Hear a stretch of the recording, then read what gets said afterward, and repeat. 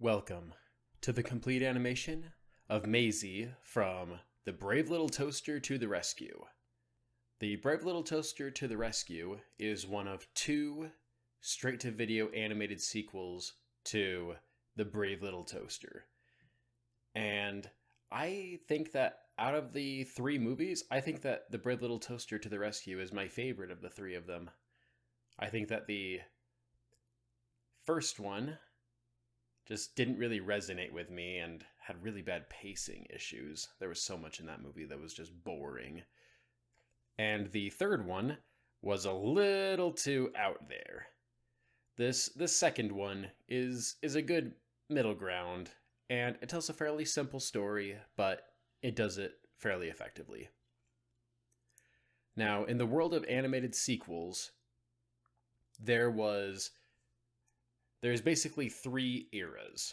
There's the very early era of animated straight-to-video sequels where everything was done with traditional cell animation, where everything was drawn by hand on cells and put over hand-painted backgrounds, traditional animation.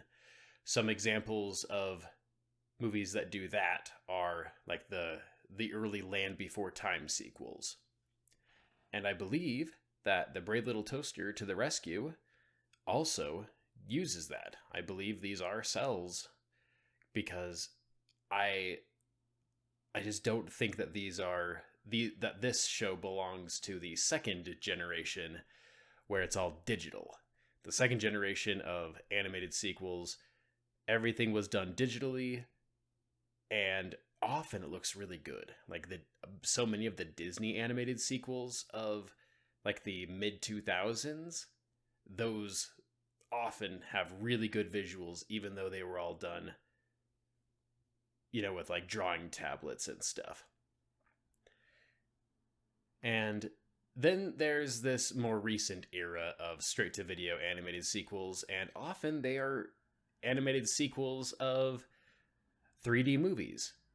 And I would include in that grouping also the animated TV series, because you look at the How to Train Your Dragon animated series, and then you look at the Megamind movie, and then the Bad Guys animated series. A bunch of these are coming out of DreamWorks and thrown onto Netflix.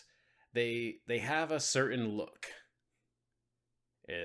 It's hard to explain exactly what it is, but it's certainly nowhere near the quality of the feature films. But I would say that this movie, The Brave Little Toaster to the Rescue, is actually pretty much on par with the visual quality that you would see in the original feature film.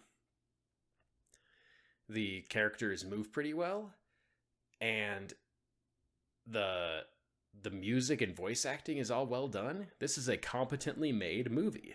It does have a little lower of a budget, but it's also a lower in scope sort of a movie. It's also worth noting that this is one of the few patron suggestion videos that I've ever made, because on my Patreon, at the $20 tier, you can have me make a complete animation video of a character of your choice. And I was not expecting to have anybody suggest this, but I'm glad that they did. I've enjoyed watching the animation of this character, Maisie. It's in movies like this, when you've got a large ensemble where, there's not only the main characters from the first movie, all the appliances, now there's a whole bunch of animals. Now, what do you do with all these animals? You basically make each of them have their thing, and then that's who they are. They aren't the most complex characters, but they do actually have some pretty good development, all things considered. Especially Maisie and Ratso, because at the beginning of the movie, Ratso is very dismissive of her kittens, but by the end of the movie, Ratso kind of realizes how important she is to him and how important the kittens are to her, and helps out. And it's a fairly simple plot, but I think it works out pretty well. It's so much better than the generic plots of young person has to find themselves and they have to assert what makes them unique to the world around them. Like, that plot is so overdone, and I'm glad that this movie doesn't do it. It is a bit of a convoluted plot, and let's be honest, The Brave Little Toaster is the kind of movie where just the way it works, you really don't want to think too hard about the world building.